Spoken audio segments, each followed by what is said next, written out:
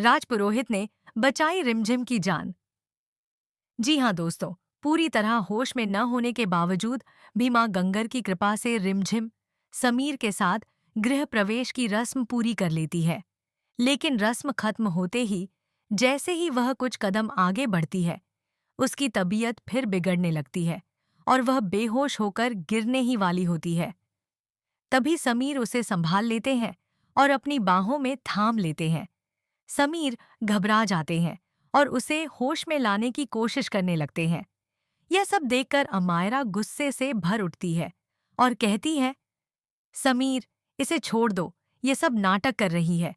लेकिन समीर गुस्से में उसे रोक देते हैं। बस अमायरा, एक शब्द और नहीं। तभी महल में राजपुरोहित का आगमन होता है। उन्हें देखते ही मोहिनी और अमायरा दोनों घबरा जाती हैं। राजपुरोहित रिमझिम के पास आते हैं, उस पर गंगा जल छिड़कते हैं और कुछ ही पलों में रिमझिम को होश आ जाता है। गंभीर स्वर में राजपुरोहित कहते हैं, इस महल को किसी की बुरी नजर लग चुकी है। इतना कहकर वह वहां से चले जाते हैं।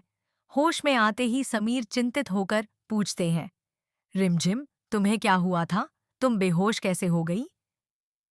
रिमझिम कुछ पल सोचती है और धीरे धीरे उसे सब याद आने लगता है। उसे याद आता है कि जब वह तैयार हो रही थी, तब अमायरा वहां आई थी और उस पर एक स्प्रे किया था, जिसके बाद ही उसे चक्कर आने लगे और वह बेहोश हो गई। यह याद आते ही उसका चेहरा गुस्से से बदल जाता है। वह तुरंत उठकर अमायरा के पास जाती है और कहती है, तुमने मेरे साथ ऐसा क्यों किया अमायरा? तुमने मुझ पर स्प्रे किया था, उसी के बाद मैं बेहोश हो गई।